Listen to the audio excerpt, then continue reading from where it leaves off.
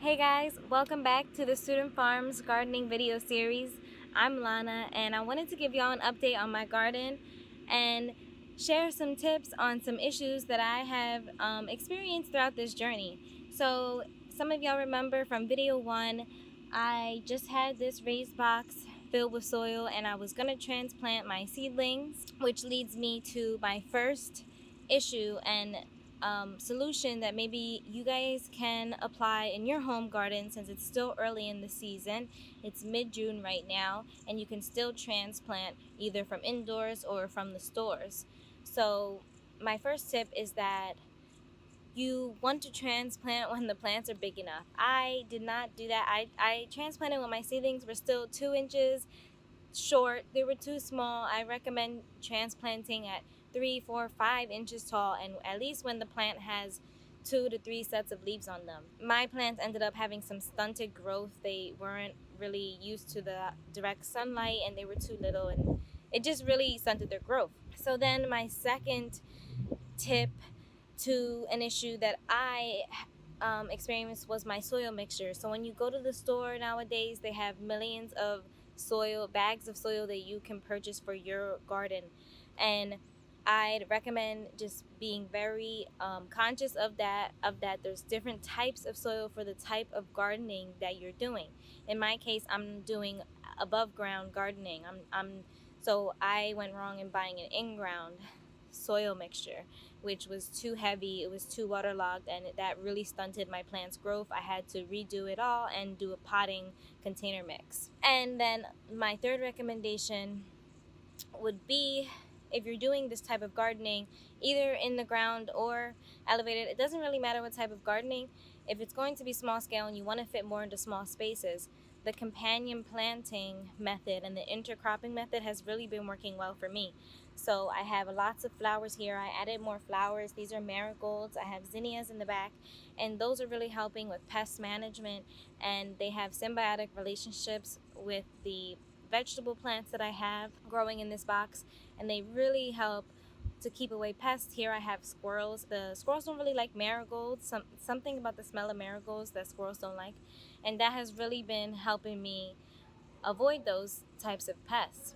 And the zinnias as well, they kind of act like trap plants, so they trap the insects that you want to keep away from your vegetable plants and your tomato plants, like aphids. So I wanted to show y'all this pepper plant that I've had for a while now, and show y'all that it has a pepper on there, and I'm really excited. It has a bunch of peppers. It's still kind of small, but I'm really excited about that. And if you guys have been keeping up since the beginning, I had that pepper plant since video 1. I transplanted it in early May and it's mid-June now. And I also had a video about pruning peppers, which helped me get some early fruit production. I hope you guys enjoyed this video, and I hope you can apply some of these tips to your own garden at home. Thanks for watching. Hey folks, welcome back to the garden. Late June, we're getting excited, ready to harvest some garlic soon, hopefully. We've been harvesting lots of scapes from our hardneck garlic, which has been amazing in like pesto or salad. We're experimenting with growing these beautiful runner beans, which have these really lovely flowers. The other big things are kale. We've been harvesting lots of kale, like twice a week. And probably the next big thing is potatoes.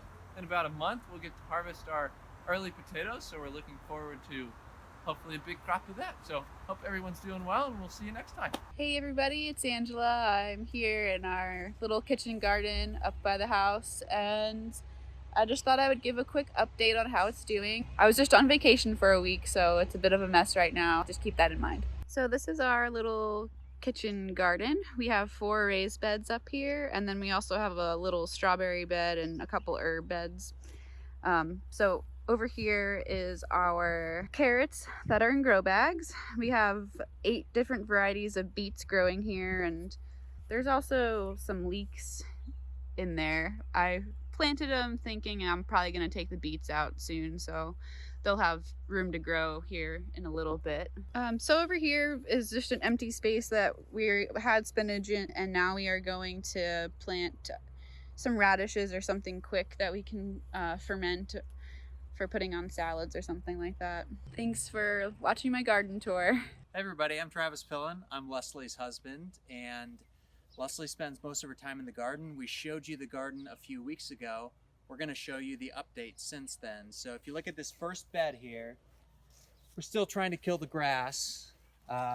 It's going to be, I think the rest of the season it's going to take to kill the grass, but if we lift it up here, our dog will actually look for mice underneath the grass, which is kind of fun. Then we have our tomatoes, which are very happy and very productive. So working on trellising those up, keeping good airflow going. Have some fennel here tucked in as a little double cropping in the same bed. Those will get harvested here soon. Next have a full bed of some annual flowers. So I really like to make fresh bouquets for the house throughout the summer. So I cut different flowers from this bed. Have a full bed here, also some annual veggies, including some kale, broccoli, leeks, summer squash, and peppers. So those are slowly coming on, and just now starting to get some zucchini here at the beginning of July. Bed of spring bulbs that were producing clear back in April. Now doing a little bit of overplanting of a few more annual flowers in those, but otherwise just trying to let them finish out their photosynthesis, and then as the leaves die back, doing some of that double planting.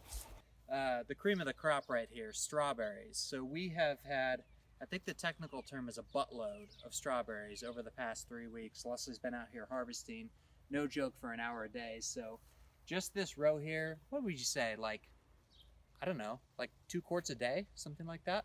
About 3 quarts a day for a couple weeks. For a couple weeks. So we've been flushed with strawberries. We've done some strawberry rhubarb pie, crumbles, strawberry everything. Just terrific. And then here, I admit that I forgot. Oh, no, we got blueberries here. You can come in and see the blueberries. Not quite ready, but they'll be ready, what, in a couple weeks? Maybe a week? Yeah, they're getting close. They're getting really close. So that's exciting too. We're a berry family. It's very important to us, some would say. Then we have asparagus, and we ate these in early June, but now letting the fronds grow and letting them photosynthesize so they'll have good energy for next year's crop. So those are doing well. Those are very happy right now. And then finally here, I said we're a berry influenced family. We've got blackberries here, which are not quite ready, but follow me down here. After the strawberry feast ended, now we're doing raspberries. And so we've been getting, gosh, a couple pints? Actually, a couple quarts of these, a couple quarts of raspberries every day. So it's exciting times at the Pillen household with the garden. Obviously, Leslie put in a lot of work at the start of the year, and now we're reaping the benefits of it. So thanks. We'll see you next time.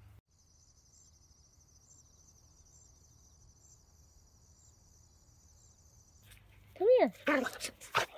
We can